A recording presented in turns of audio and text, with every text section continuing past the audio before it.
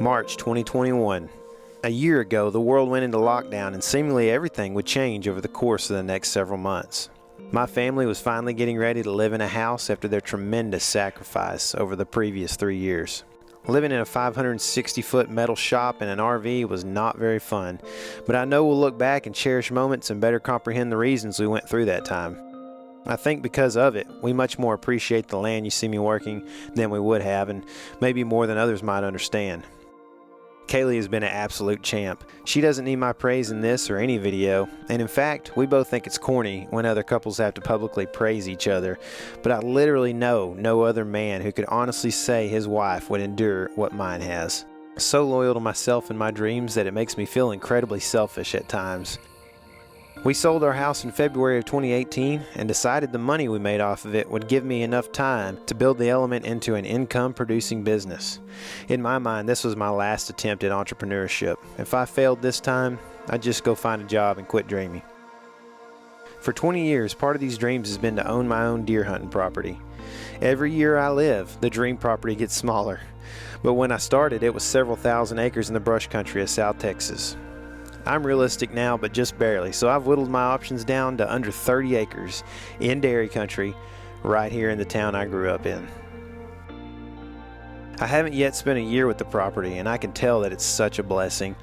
I foresee tons of memories with my friends, family, and the things that grow from this dirt, all of which I hope to steward with wisdom over time.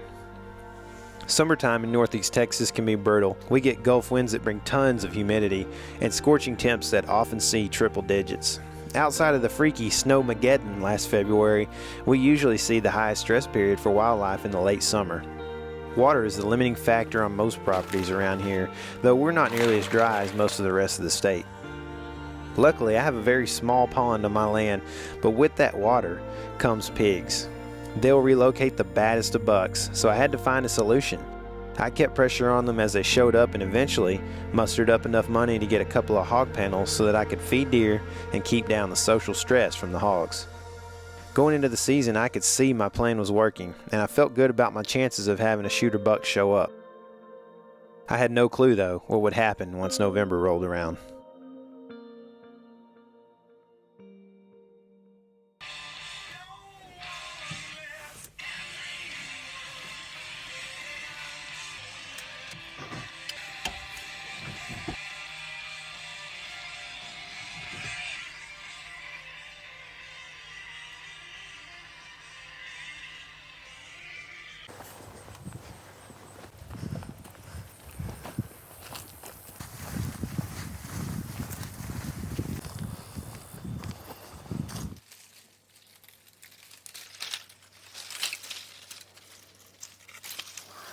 Set up for a while. I got in pretty early. We bought a new mic. I was trying to get it working, and it looks like we just got a bunch of faulty equipment around here. Frustrating, but hopefully we'll get it ironed out. Anyway, you don't care about that, but you do care about the deer that I've got. 300 yards over there that have already come out. We've had several bucks coming in right here in the daylight, some of them, and lots of chasing at night, that kind of thing. My wife sent me pictures